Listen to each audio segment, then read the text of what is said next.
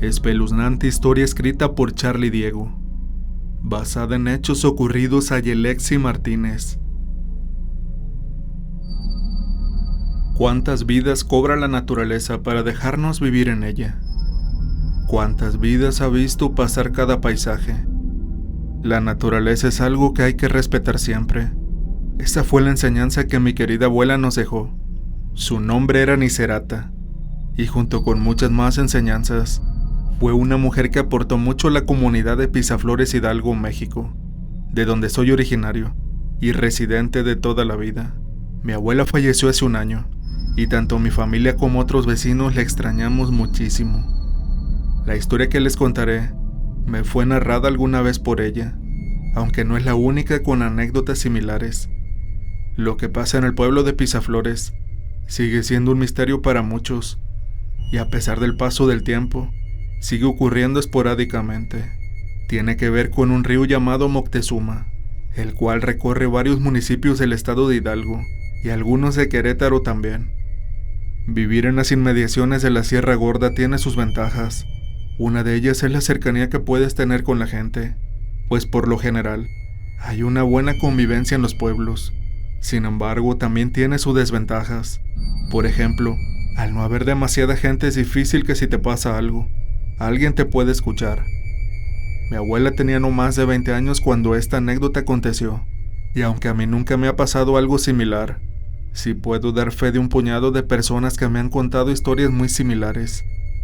En aquella época mi abuela Nicerata vivía en una vieja casa justo a un lado del río Moctezuma, donde solía lavar su ropa o incluso bañarse, siendo así que gran parte del día se la pasaba cerca del río, y a veces también comía ahí, ya que dentro de su casa no había mucho espacio, pues además de ser pequeña, también se debía que dentro vivían su madre, su padre y 7 hermanos más además de ella.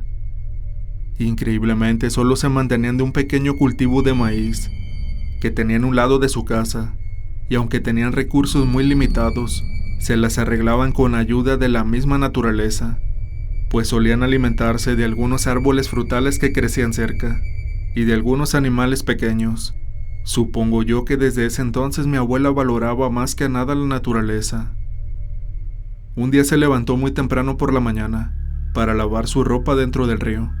Eran entre las 6 o 7 de la mañana, y aún no se despertaba ninguno de sus hermanos, aunque sus papás se habían levantado mucho más temprano para empezar sus quehaceres diarios.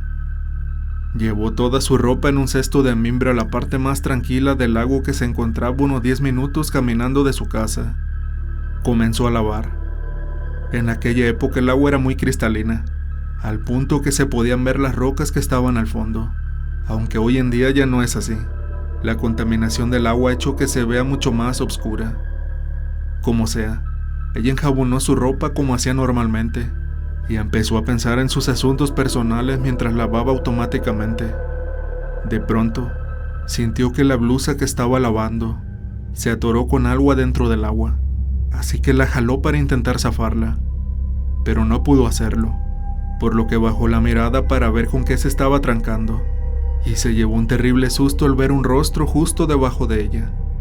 Era un rostro grisáceo y podrido, como el de un cuerpo en descomposición que lleva varios meses ya en ese estado, pero este tenía los ojos abiertos al igual que la boca, con una expresión de horror. Después notó que también se veía su cuerpo, y en ese momento, como es lógico, lo primero que se le vino a la mente es que era el cuerpo de una persona que se había ahogado, que había sido arrastrado por el río hasta ahí. Así que dio un grito y salió del agua inmediatamente soltando su ropa.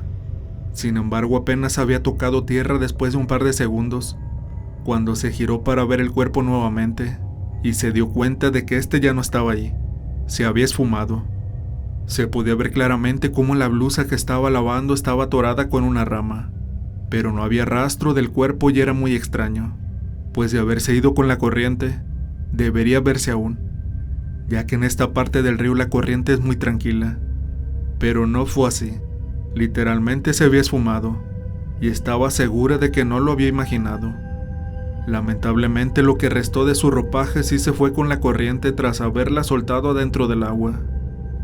Ella especifica en esa parte que además en el momento que vio el rostro, También detectó un olor muy feo, tal cual sería el de un cuerpo ya muy podrido, e inmediatamente después de que saliera del agua el aroma se disipó en el aire, como por arte de magia. Si solo hubiera acabado aquí no sería una gran anécdota, pero por desgracia eso no fue lo peor.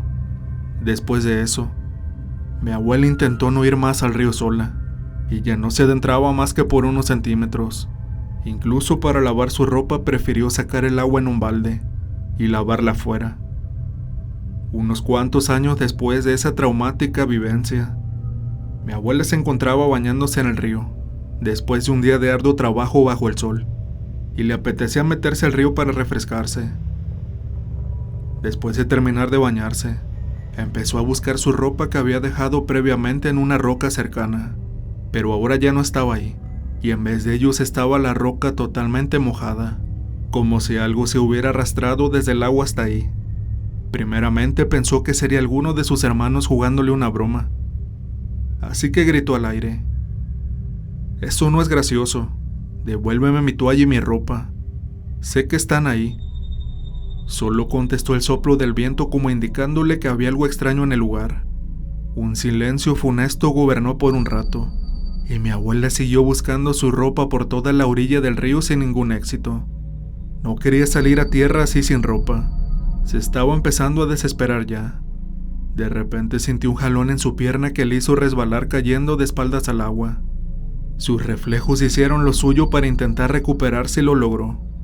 Pero antes de que pudiera siquiera razonar lo que acababa de ocurrir, sintió una mano en su hombro que le tomaba desde atrás, y al ver por encima del hombro pudo ver una mano con piel putrefacta y dedos muy largos.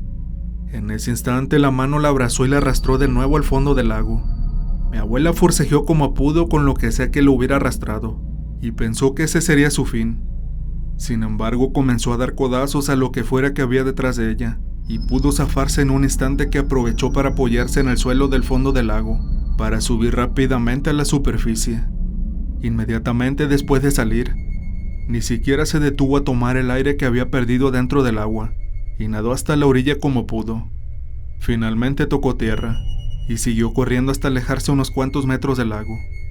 No le importó ni siquiera estar sin ropa alguna, pues no se veía nadie más cercano, y estaba segura de que aquello que la había arrastrado se trataba del mismo cuerpo que había visto en aquella ocasión.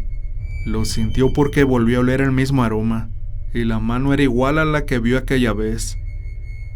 Sin lugar a dudas, ese fue el hecho más traumático y horrido de su vida.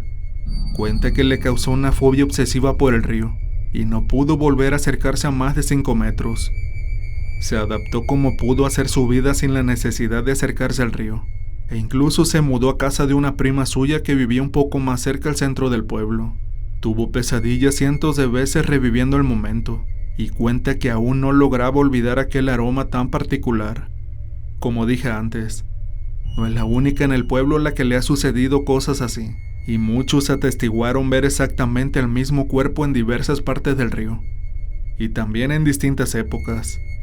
Es verdaderamente un misterio que aún después de tantos años se sigue sin resolver, pues se han detectado un gran número de personas a través del tiempo que justamente se perdieron en alguna parte del río y jamás fueron encontradas.